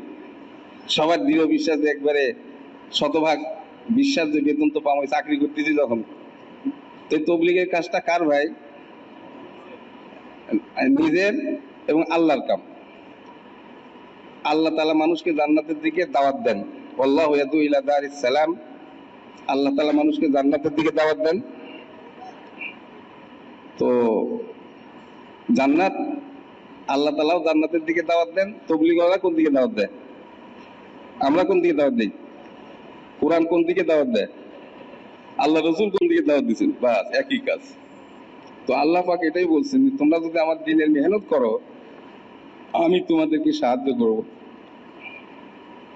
আমি যদি আল্লাহর কাজ করে দেই আল্লাহ আমার কাজ করে দিব, দিব কি দিব না? কি বলেন? ওই যে বলে যে আগে তো নাস্তায় খাইতে পাইতো না, এখন দেখি যে গোস্ত পরোটা খায়, কি ব্যাপার? জানো না আমি আমাকে ক্যানভাস করি। মৌলানা ইউসুফ সাহেব রহমতুল্লাহ আজীব কথা বলছেন, শুনবেন ভাই আপনারা, আগেও শুনছেন আবার শুনেন। বলছেন যে আমরা যে আল্লাহর দিকে ডাকি, ওই যে যারা ক্যানভাসার আছে ওই ক্যান্ডিডেট দিকে যে আহ্বান করে, ক্যান্ডিডেট দিকে যে আহ্বান করে, ওরা যেন আল্লাহর গুণাবলীকে ক্যান্ডিডেটের জন্য প্রমাণ করতে চায়। বুঝতে পারছি? আমরা কি বলি? সুবহান আল্লাহ, যে আল্লাহ তাআলা সমস্ত দোষ থেকে পবিত্র। তো বলে যে আমার ভাইকে রায় দেন, আমার ভাইয়ের চরিত্র ফুলের মতো পবিত্র, কোনো দোষ নাই। সত্য মিথ্যা দাওয়াত। আলহামদুলিল্লাহ কি অর্থ? যত ভালো গুণ আছে সমস্ত গুণের অধিকারী হলেন আল্লাহ পাক। তো কয় যে একজন ক্যান্ডিডেট হতে যত গুণ দরকার সব গুণ আমার ভাইয়ের মধ্যে আছে, রায় দেন। লা ইলাহা ইল্লাল্লাহ, যে সমস্ত সমস্যা, এটা কি অর্থ? সব সমস্যার সমাধান আল্লাহ তাআলার হাতে। সব সমস্যার সমাধান কার হাতে? আল্লাহর হাতে। তোরা কয় যে আমার ভাইকে যদি রায় দিয়ে উত্তীর্ণ করা যেতে পারে, আমরা সবাই মিলে যদি তাকে উত্তীর্ণ করতে পারি, তো আমাদের যত ধরনের সমস্যা আছে, পারিবারিক সমস্যা, সামাজিক সমস্যা, রাষ্ট্রীয় সমস্যা, অর্থনৈতিক সমস্যা, শিক্ষাগত সমস্যা, আন্তর্জাতিক সমস্যা, যত সমস্যা আছে একবারে ইশতেহার, একবারে ধরেন যে 30-32টা পর্যন্ত সব সমস্যার সমাধান হয়ে যাবে। কথা বুঝে যাচ্ছে? বন্যার মোকাবেলা করবো আমরা, কি কয় বন্যার কি করব, মোকাবেলা করবো বলে বন্যার মোকাবেলা করবো। এরপরে কি কয় আল্লাহু আকবার, কি অর্থ, যে আল্লাহ সবার চাইতে বড়। তো বলে যে যতজন ক্যান্ডিডেট দাঁড়িয়েছে সবার মধ্যে আমার ভাই বড়, নাকি বলে যে 10 জন দাঁড়াইছে তো 9 জনের থেকে বড়, একজন খালি উনার থেকে বড়, এরকম বলে সবার থেকে বড়। সত্য মিথ্যা আহ্বান করছে, তো তবুও গাড়ির দরকার, এক জায়গায় যাইতে হবে, গাড়ি লাগবে, ব্যবস্থা কি করে, ক্যান্ডিডেট করে। ওখানে গিয়ে লাঞ্চ করতে হবে, বিরিয়ানির প্যাকেট কে পাঠায়, আপনারা কিছুই কর না, ক্যান্ডিডেট পাঠায়। তারপরে একজন ক্যানভাসার বলতেছে, স্যার আমি খালি আপনার পিছনে ঘুরলে হবে, আমার কামাই রুজগার তো যে দিন থেকে আপনি নির্বাচন শুরু করছেন আমার কামাই রুজগার সব বন্ধ, খালি আপনার পিছনে পিছিয়ে ঘুরতেছি, আমার সংসারে কি হবে। তো এক বান্ডিল টাকা পকেট থেকে বাইর করে বলতেছে, যে কয়দিন নির্বাচন শেষ না হইছে খবরদার কোনো কথা কবে ধর। জি। তো ওইখানে মৌলানা ইউসুফ সাহেব রহমতুল্লাহ বলতেন যে সত্য মিথ্যা একটা মানুষের দিকে দাওয়াত দেওয়ার কারণে যদি তার বিভিন্ন জরুরত পুরা করে দেয়, আর আমরা যদি আল্লাহ পাকের দিকে সত্য সত্য দাওয়াত দিই তা আল্লাহ তাআলা আমাদেরকে কিছুই দিবে না। এইটাই মৌলানা ইলিয়াস রহমতুল্লাহ বলছেন, যে যে ব্যক্তি দিনের মেহনত করে আর আল্লাহ তাআলার মদদ নসরতের ইয়াকিন করে না, সে হলো ফাসিক। আল্লাহ ওয়াদা করছেন। জি। তো আমাদের জিম্মাদারি কতটুকু ভাই সারা দুনিয়ার। এখানে আমরা আসছি খালি বয়ান শুনে চলে গেলাম না, একটা আজম করে যেতে হবে, একটা দৃঢ় প্রতিজ্ঞ হতে হবে যে আমাদের জিন্দেগির তরতিব কায়েম করতে হবে। আমার জানমাল খরচ করার সবচাইতে উত্তম খাত হলো এই নবীওয়ালা মেহনত। হযরত মাওলানা ইলিয়াস রহমতুল্লাহ বলতেন, আমি একিনের সাথে বলতেছি যে এটা হলো কারে নবুয়ত। কি কারে নবুয়ত, নবীওয়ালা কাজ। কোন সময় এরকম বলতেন যে ইয়ে করনে আওয়াল কা হীরা হ্যায়, প্রথম যুগের হীরা। কথা বুঝে আসছে?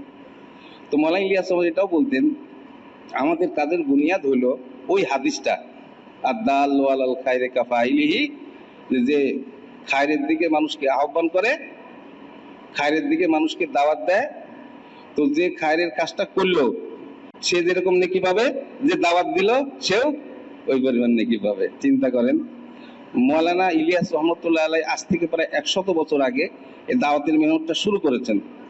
এই 100 বছর মধ্যে কত মানুষ এই তাবলীগের মেহনতের দ্বারা ঈমান আনছে, নামাজ শুরু করছে, জি, রোজা রাখা শুরু করছে, হজ করা শুরু করছে, যাকাত দিছে। মাওলানা ইব্রাহিম সাহেব দামাত বরকত বলেন যে আমাদের এক সাথী, ও বেচার 14 না 17 বছরে যাকাত দিয়ে দিছে, কারণ ওই দেয়নি এতদিন। আবার আরেকজনে 32 বছরের নামাজ পড়ে দিছে, এখন ভয় পয়দা হয়েছে দিলের মধ্যে যে এখন দিয়ে নামাজ পড়ে দিল। তো নামাজ কেমনে পড়ে ওলা আমাদেরকে জিজ্ঞেস করতে হবে, আমার উমরি কাজা হলে আমি কেমনে পড়বো। ওলামাদের সাথে সম্পর্ক রাখতে হবে। কথা বুঝে আসছে ভাই? হ্যাঁ। তো বলছে যে ফেরেশতা তাদেরকে এই কথা বলে যে তোমাদেরকে যে জান্নাতের সুসংবাদ দেওয়া হচ্ছিল, ওই জান্নাতের সুসংবাদ এতদিন তোমাকে ওয়াদা করা হইতেছিল, সুসংবাদ গ্রহণ করো, আমরা তোমার সাথে দুনিয়াতে ছিলাম, আখিরাতেও থাকবো। তারপরে কি বলতেছেন, ওয়ালা তাস্তাবিল হাসানাতু ওয়ালা সাইয়্যা, তারপরে বলছে ওমান আহসানু কাওলাম মিম্মান দাআ ইলাল্লাহি ওয়া আমিলা সালিহা ওয়া ক্বালা ইন্নানি মিনাল মুসলিমিন। যে ওই ব্যক্তির কথার চেয়ে ভালো কথা কার হইতে পারে যে মানুষকে আল্লাহর দিকে ডাকে। বলেন, তা আল্লাহর দিকে ডাকতে তৈরি আছি। আমাদের এক সাথী, ও বেচারা মহল্লায় গাছ করতো, হয়তো সাথীটাতেও থাকতো, তো রিক্সায় উঠতো, রিক্সাওয়ালাকে দাওয়াত দেন, রিক্সায় একটু যাইতো আর কি। দাওয়াত আমাদের জিন্দগির মাকসাদ হয়, দাওয়াত আমাদের জিন্দগির ধুন হয়, ধুন। আমাদের এক সাথী, অনেক আগের কথা, ওই হাজি আজি আব্দুল মুকির সাহেব রহমতুল্লাহ বলছে, আজি সাহেব আমি একটু শান্তিনগর কলা কিনতে যাবো। তো তোবা তোবা তোবা, আজি আমি কলা কিনতে যাবো, তোবা তোবা তোবা। এবার 2-3 বার কইছি, কয় যে তুমি কলা কিনতে যাবে ঠিক আছে, কিন্তু নিয়তটা কলা কিনা রাখছো কেন? নিয়তটা তুমি রাখো দাওয়াত দেওয়ার, কলা তো তোমার কিনা হয়ে যাবে। দাওয়াতের নিয়ত করলে দোকানদারকে দাও, তো যার সাথে দেখা হয় দাওয়াত দেবো, তো কলা কিনা হবে কি হবে না? কি বলেন আপনারা? ঠিক কোনো ভাবে যারা ওই বিদেশে যায়, আমাদের বুজুর্গরা বলেন যে তুমি খালি নিয়তটা ঘুরাই দিবে যে আমি বিদেশে, যারা আমাদের জামাত বিদেশে যায় না, টাকা পয়সা খরচ করে যায়, তুমি খালি নিয়তটা ঘুরিয়ে দিবে যে আমি ওখানে যাই দিনের মেহনত করবো, বাকি কামাই রোজগারের ব্যবস্থা যতটুকু আল্লাহ তকদিরে ভাগ্যে রাখতে তো হয়ে যাবে। তো নিয়ত করার কারণে সে নেকি পাবে। ইন্নামাল আমালু বিন্নিয়াত, আমলের নির্ভরশীলতা, আমলের সওয়াব নিয়তের উপরে। তো কি বলেন ভাই, এই তবলিগের মেহনতটা করার জন্য আমরা তৈরি আছি? তো এখানে যে আমরা আসছি 2 দিন থাকবো, আজকে থেকে আমাদের 9টা থেকে মজমা জুটতে হবে, 9:30 থেকে কারগুজারি হবে। বসেন বাবা বসেন, কথা শেষ হয়নি তো? আচ্ছা, বেশি সমস্যা হলে যান, বয়স্ক মানুষ যান যান যান, অনেক একটু রাস্তা দিয়ে যান। তো তো এরপরে 2 দিন একাধারে, তো আল্লাহ তাআলার কাছে দিনের জন্য পাবন্দি পছন্দ। আপনাদেরকে একটা ছোট্ট একটা কিস্সা বলি। মৌলানা জাকারিয়া রহমতুল্লাহ আলাই, যিনি ওই লিখছেন, ফাজাইলের কিতাব লিখছেন না, তো মৌলানা জাকারিয়া রহমতুল্লাহ আলাই উনি যখন দাওরায় হাদিস পড়ে, দাওরায় হাদিস বুঝেন তো? জি, ওই যে কওমি মাদ্রাসার শেষ ক্লাসটা, মাস্টার যেটাকে এখন নাম দিছে, ওই জামাত যখন পড়েন তখন উনি 2টা জিনিসের পাবন্দি করেছেন। এক পাবন্দি এই করছেন যে কোনো হাদিস যেন উস্তাদের মুখের থেকে আমার ছুটে না যায়, সব হাদিস আমি তো উস্তাদের মুখে থেকে শুনি। দ্বিতীয় পাবন্দি এই করছেন যে আমার কোনো হাদিস যেন ওযু ছাড়া পড়া না হয়। এই 2টা পাবন্দি উনি করছিলেন। দেখেন আল্লাহ পাক ওনার হাদিসের খিদমতকে পুরা দুনিয়া ব্যাপী এমন ভাবে নিয়েছেন, বিরল কোনো ভাষা এরকম পৃথিবীতে নাই যে ভাষায় ফাজাইলে আমলের তর্জমাটা হয় নাই। কিরকম চিন্তা করেন তো? যেটা বলছে মাওলানা ইলিয়াস রহমতুল্লাহ 100 বছর আগে মেহনতটা শুরু করছেন, তো এই 100 বছরের মধ্যে যত মানুষ নেকির কাজ করছে সবাই তো ব্যক্তিগতভাবে তার নেকিটা পাবে, আর সবার নেকিকে একত্র করে মাওলানা ইলিয়াস রহমতুল্লাহ কবরে পৌঁছানো দিচ্ছে। এখন বুঝেন কিরকম ব্যবসা এটা, আন্তর্জাতিক ব্যবসা। হযরত সুমাইয়া রাদিয়াল্লাহু তাআলা আনহা ইসলামের মধ্যে প্রথম শহীদা, ইসলামের জন্য প্রথম প্রাণ বিসর্জন দানকারী শহীদ হলো হযরত সুমাইয়া রাদিয়াল্লাহু তাআলা। তো হযরত সুমাইয়া রাদিয়াল্লাহু তাআলার পরে কিয়ামত পর্যন্ত যত মানুষ ইসলামের জন্য দান দিবে প্রত্যেকে ব্যক্তিগতভাবে তার নেকিটা পাবে, এবং সবার নেকিকে একত্র করে হযরত সুমাইয়া রাদিয়াল্লাহু তাআলার কবরে পৌঁছানো হতেছে। কত লাভের ব্যবসা, মাল্টিপল বিজনেস। কি বলেন ভাই? তো আল্লাহ তাআলা বলছেন ওই ব্যক্তির কথার চেয়ে ভালো কথা আর কার হইতে পারে যে মানুষকে আল্লাহর দিকে ডাকে। তো তারপরে কি বলছেন? ওয়ালা তাস্তাবিল হাসানাতু ওয়ালা সাইয়্যা, ভালো আর মন্দ বরাবর না, ভালো তো ভালোই, মন্দ মন্দ। তো আল্লাহ পাক বলছেন ইদফা বিল্লাতি হিয়া আহসান, তোমার সাথে যে খারাপ আচরণ করেছে তুমি তার সাথে ভালো আচরণ করো। তো যার সাথে তোমার চরম শত্রুতা ছিল সে তোমার পরম বন্ধু হয়ে যাবে। আল্লাহ তাআলা বলছেন ফাইজাল্লাযী বাইনাকা ওয়া বাইনাহু আদাওয়া কান্নাহু ওয়ালিয়্যুন হামীম, যে এই যে খারাপির বদলাটা ভালো দিয়ে দেওয়া, এটা আল্লাহ পাক সবারই দেয় না। দেয় কে?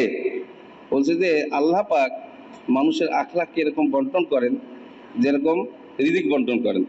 কে কে পরিমাণ গোস্ত খাবে, মাছ খাবে, তো সে ওই আল্লাহ পাকের বন্টনের রিজিক খায়। তো অনুভাবে আল্লাহ পাক মানুষের আখলাকেরও বন্টন করেন। কথা বোঝা যাচ্ছে? কি কি পরিমাণ আখলাক পাবে এই জন্য সবার আখলাক একরকম হয় না।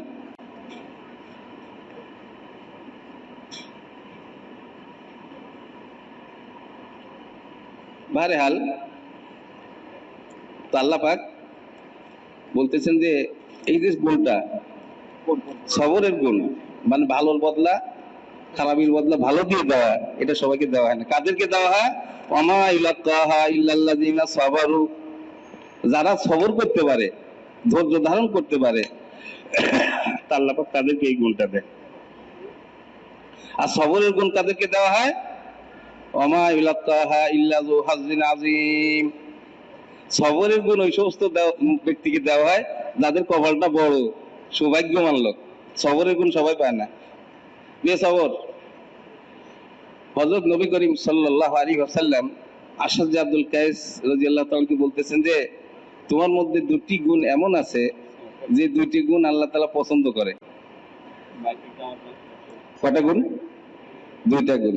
এক হলো ধীরে সুস্থে কাজ করা, আর এক হলো ধৈর্য সহ্য করা। ইন্না ফিকা খাসলাতাইন ইউহিব্বুহুমুল্লাহ আল হিলম ওয়াল ইনা, আও কামা ক্বালা নবী আলাইহিস সালাম, যে তোমার মধ্যে দুটি গুণ এরকম আছে যে দুটি গুণ আল্লাহ তাআলা পছন্দ করেন। একটু ধীরে সুস্থে কাজ করা, কি করা? ধীরে সুস্থে কাজ করা, আর একটু ধৈর্য সহ্য। বেসবর হইলে হবে না, সহ্য করতে হবে। আমরা একবার গেলাম এই ইন্দোনেশিয়া, তার সাথে ছিল কাকরাইলের। বলে হুজুর ওই একটা কাগজের মধ্যে সবল লিখে পকেটে রেখে দেওয়া উচিত, কারণ পদে পদে সবল লাগে। পদে পদে কি লাগে? সবর।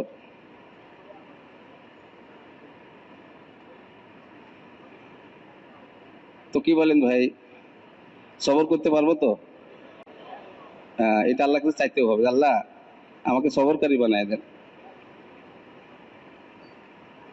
তো এই কাজটাকে আল্লাহ পাক ওদের থেকেই নেবেন যাদের মধ্যে এই গুণগুলি আছে। এই দাওয়াতের কাজ করার জন্য আমরা সবাই তৈরি আছি। এই 2 দিন এখানে আমরা পাবন্দির সাথে থাকবো, জি, যাতে আল্লাহ পাক আমাদের বুজুর্গরা যে কারণে যে উদ্দেশ্যে আমাদেরকে ডেকেছেন ওই উদ্দেশ্যটা যাতে হাসিল হয়। নাহলে জমা হইলাম চলে গেলাম, এটা তো খুব একটা সার্থকতা না। তো কি করতে হবে? পাবন্দি। আমি 2 দিন এখানে যে খানা পিনা হয় এটাই খাবো, এখানেই থাকবো। এই দেওয়ার বাস ওযু ইস্তেঞ্জার জন্য বাইরে গেলাম, আর যাবই না। পাবন্দির সাথে দেখেন এরকম সাধারণত প্রোগ্রাম খুব কমই হয়। কত বছর পরে এরকম টুঙ্গি আর মিরপুরের হালকার জোর হচ্ছে, বলতে পারবেন? কেউ কেউ করতে পারবে না, অনেক দিন পরে। এরকম মৌকা তো আসে না। এক এক মৌকাতে আল্লাহ পাক আমাদের বুজুর্গ থেকে এরকম কথা বের করে দেন যেটা আমাদের জিন্দগি বদলে যেতে পারে। তো 2 দিন পাবন্দির সাথে থাকবো, ঠিক আছে না ভাই? তো এখন আমরা কি নিয়ত করব?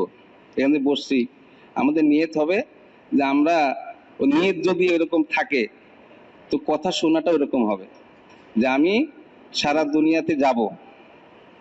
কোথায় যাব? কারণ আমাকে দায়িত্ব দেওয়া হয়েছে সারা দুনিয়ার। সাহায্য কে করবেন? আল্লাহ পাক সাহায্য করবেন, আল্লাহ পাক সাহায্য করবেন। এক জামাত আসছে চট্টগ্রাম থেকে, তা আমরা জামাতকে নিয়ে বসছি। একজনকে জিজ্ঞেস, ভাই আপনি কি করেন? আপনি কি করেন? আপনি কি করেন? একজন কয় আমি রিক্সা চালাই। বাবারে বাবা, রিক্সা চালাই বিদেশ সফর করার জন্য আইছে। আর এক জামাত আসছে পাবনা থেকে। তো জামাত নিয়ে আমরা বসছি, ভাই আপনি কি কাজ করেন? আপনি কি কাজ করেন? একজন কয় হুজুর আমি ইট ভাঙি। তা যারা রিক্সা চালায়, ইট ভাঙে, এদের তো সংসারই চলে না। এক রিক্সাওয়ালাকে বললাম যে ভাই নামাজ কালাম পড়া দরকার, আল্লাহ পাক তো আমাদেরকে দুনিয়াতে পাঠাইছেন আখিরাতের জন্য। কয় হুজুর আল্লাহ পাক আপনাদেরকে নামাজের জন্য বানাইছে, আমরা কি নামাজ পড়তে পারবো? দেখছেন নামাজ পড়াটা কত কঠিন মনে হয়। আর এই রিক্সাওয়ালা 3 সিল লাগা দিছে, এখন কি বিদেশের জন্য আইছে। তো আল্লাহ পাক যার জন্য সহজ করবে তার সহজ। তো আমাদেরকে কি করতে হবে? মৌলানা ইলিয়াস রহমতুল্লাহ আলাই, মৌলানা সাইদ খান সাহেব রহমতুল্লাহকে বলছিলেন যে সারা দুনিয়ার নিয়ত করো। তো বলছে হযরত আমার কাছে দিল্লির থেকে বোম্বে যাওয়ার পয়সা নাই, সারা দুনিয়ার নিয়ত কেমনে করি? কয় যে তুমি তিনটা কাজ করবে, নিয়ত পাকা হয় যে আমি যাব, আর যতটুকু সমর্থ আল্লাহ পাক দিয়েছেন এতটুকু নিয়ে আগে বাড়া, এবং আল্লাহ তাআলার কাছে দোয়া কান্নাকাটি করা। তো হ্যাঁ, এই তিন কাম তো আমি করতে পারি। মৌলানা সাইদ খান সাহেব রহমাতুল্লাহ বলেন যে আল্লাহ তাআলা আমাকে সারা দুনিয়াতে সফর করার তৌফিক দান করছে। যার কাছে কি নাই, দিলের দিকে বোম্বে যাওয়ার পয়সা নেই। আমাদের এক বুজুর্গ ছিলেন, ইন্তেকাল হয়ে গেছে।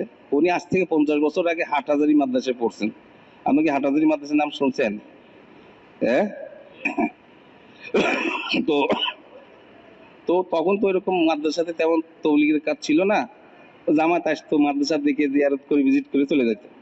পাঠানদের এক জামাত আসছে, তো ওরা নামাজের জন্য মসজিদে ঢুকতেছে। ওই আমাদের বুজুর্গ যিনি আমাদের সুরা ছিলেন, উনিও মসজিদে নামাজের জন্য ঢুকতেছে। তো উনি আবার একটু উঁচা লম্বা লোক ছিল, পাঠানদের মতোই। তো পাঠান একটা ওনার চোখে লাগছে, ওনার শরীর স্বাস্থ্য ফর্সা, উঁচা লম্বা। তো এক পাঠান ওনারে চাপে ধরছে, চাপে ধরে কয় যে করলে নিয়ত। কি কইছে? যে নিয়ত করো। উনি বুঝতেছে না কিসের নিয়ত করার কথা কইতেছে, তবে এতটুকু অনুভূতি ওনার পয়দা হয়েছে যে এই পাঠান যেভাবে আমার চাপে ধরছে, আমি যদি উত্তরটা তার অনুকূলে না দেই তো আমার ছাড়বেই না। কয় যে আমি না বুঝেই বললাম যে করলিয়া নিয়ত, নিয়ত করলাম।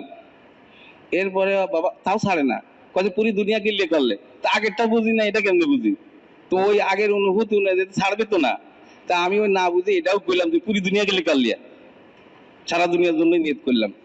তো উনি আমাদেরকে মাঝে মাঝে বলছেন যে আমি না বুঝে নিয়ত করা সত্ত্বেও আল্লাহ তাআলা আমাকে 5 মহাদেশ সবর করার তৌফিক দান করছে। ওনা যদি জিজ্ঞাসা করে হুজুর আপনি কত দেশ সবর করছেন, কয় যে আরে কয় দেশ বাকি আছে এটা। উনি এটাও বলতেন, ওই ইবনে বতুতা বিখ্যাত ভূ পর্যটক ছিল, তার যে সফর সীমা, বলছে আমার সফর সীমা তার চাইতে আরো বেশি হয়েছে। তো কি বলেন ভাই, নিবেন কে? আল্লাহ পাক।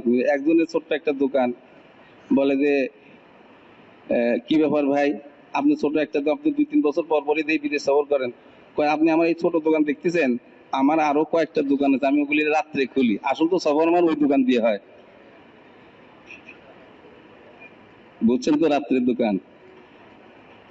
তো কি বলেন ভাই, রাত্রের দোকান খুলতে তৈরি আছি, তো সারা দুনিয়াতে যাইতে হবে। তো আমি যদি প্রত্যেক বছর 4 মাস লাগানো নিয়ত করি, তো দেশের টাকাটাও পুরা হবে, বিদেশের টাকাটাও পুরা হবে। কথা বুঝে আসছে? তো শুরুতে কি আরজ করছিলাম যে দাওয়াতের মেহনত কি চায়? কোরবানি চায়। হযরত সাইদ খান সাহেব বলছেন আর দাওয়াত তিবগা জুহদান কাবীরা, দাওয়াত হলো বড় কুরবানি চায়, মেহনত চায়। তো ওই আসল আদর মিলবে আখেরাতে, আসল বদলা ওখানে। দুনিয়াতে বদলা, দুনিয়ার মধ্যে আমলের বদলা দেওয়ার সংকল্যাণ নাই। কারণ যে মুজাহিদ ফি সাবিলিল্লাহ, আল্লাহ পাক তাকে 25 লক্ষ বিবি দিবেন। কয় লক্ষ? কাবা এবা তোরা বা 25 লক্ষ বিবি। তারপরে 100 তালা বিশিষ্ট জান্নাত, একতলা হলো জমিন থেকে আসমান পর্যন্ত। তো আপনি যখন কাকটাইল থেকে 3 চেলা দিয়ে যাবেন, তখন আপনাকে যদি কাকটাইলের মুরব্বীরা 25 লাখ বিবি দিয়ে দেয়, নিয়ে যেতে পারবেন তো? জি। দুনিয়াতে সহজে যখন একবারে সবচাইতে নিম্ন শ্রেণীর জান্নাতি যে হবে, তাকে যে আল্লাহ এই দুনিয়ার 10 গুণ দিবেন, এই পারবো। তো কি বলেন ভাই, সারা দুনিয়াতে যাওয়ার নিয়ত আছে? আল্লাহ তাআলা সবাইকে কবুল করেন। আর প্রত্যেক বছর 4 মাস দেওয়ার নিয়ত আছে। আচ্ছা, বিদেশে 3 মাসের মধ্যে কারা কারা যাবেন যদি একটু দেখাইতেন দাঁড়ায়। 3 মাসের মধ্যে, হ্যাঁ 3 মাসের মধ্যে কারা কারা যাবেন একটু যদি দেখাইতেন, আল্লাহ তাআলা কবুল করেন। এত মানুষের মধ্যে তো নাম লেখা যাবে না, নিয়তটা করি। আল্লাহ পাক তৌফিক দান করেন, আল্লাহ পাক সমস্ত বিষয়গুলিকে সহজ করে দেন। আচ্ছা ঠিক আছে, তসবিহ রাখেন। আচ্ছা, প্রত্যেক বছর 4 মাস লাগানোর কার কার নিয়ত আছে? ময়মনসিংহে আমাদের কিছু সাথী এরকম তৈরি, 2-250 প্রত্যেক বছর 4 মাস লাগায়। ঢাকাতে তো মনে হয় কি আছে কিছু, জি। ঢাকা শহরে বলে কি উড়ে বেড়ায়, ওইটা স্বীকার করতে বছরে 4 মাস কেমনি দিব? হ্যাঁ, আমার জান মালের খরচ হওয়ার সবচাইতে উত্তম খাত এবং লাভজনক খাত হইলো এই দাওয়াতওয়ালা মেহনত। তো তৈরি আছেন ইনশাআল্লাহ? তো এই হিসাবে যদি একটু দেখাইতেন যে আমরা প্রত্যেক বছর 4 মাস লাগাবো, একটু যদি দাঁড়াইতেন তো ভালো হইতো। জি, প্রত্যেক বছর নিয়তটা করেন না, প্রত্যেক বছর 4 মাস, প্রত্যেক বছর 4 মাস। টঙ্গী, মিরপুর আমাদের ঢাকা শহরের সবচাইতে বৃহৎ এলাকা। যে টঙ্গীতে যত সাথী হয়, ঠিক আছে না? সবার নিয়ত পাকা তো? আশা করি কোমর সোজা করার জন্য দাঁড়ান নাই, নিয়ত করছেন 4 মাসের জন্যই। তসির রাখেন, তসির রাখেন। হ্যাঁ, আচ্ছা, এখানে কোন সাথী যদি এরকম থাকেন যে আমি 3 চিল্লা দিব, এই জোর থেকে 3 চিল্লা দিব, 1 চিল্লা তো পড়ে। হ্যাঁ, জি জি, 3 চিল্লার জন্য কে কে তৈরি আছে এটা বল ভাই। সবাই একটু বসেন, সবাই একটু বসেন, সবাই একটু বসেন। হ্যাঁ, সবাই একটু তসিব রাখেন। এই এই জোর থেকে 3 চিল্লার জন্য কে কে তৈরি আছে একটু বলেন দেখি। নগদ আজকে কালকে জমাতবন্দি হয়ে যাবো। জি, সবচাইতে উত্তম নেক কাম হইলো যে তাড়াতাড়ি করা হয়। কেউ নাই?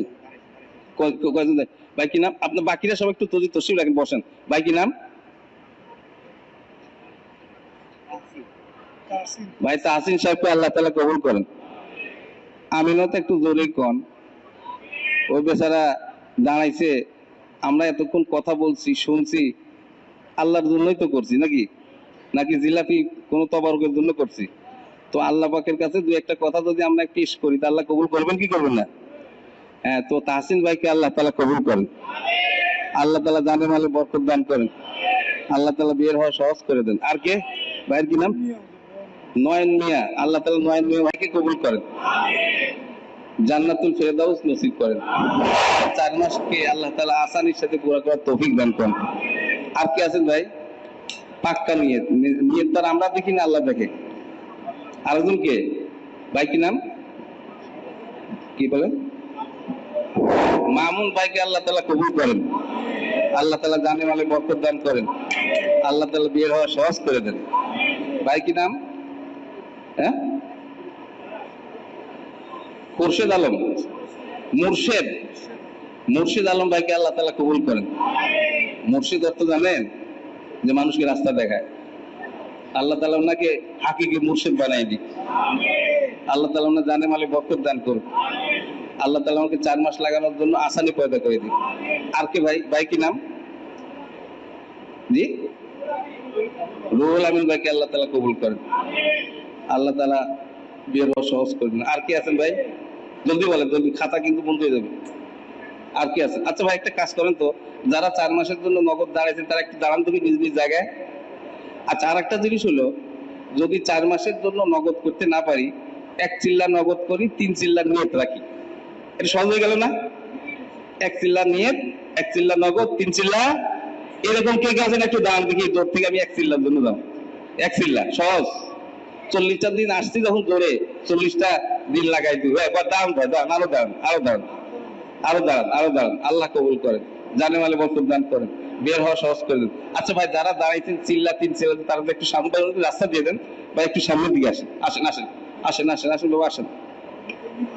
হ্যাঁ, মিম্বারের সামনে, জি আসেন, আসেন আসেন। ভয় নাই, ভয় নাই, যে আমাদেরকে আবার কি করে না করে, ভয় নাই।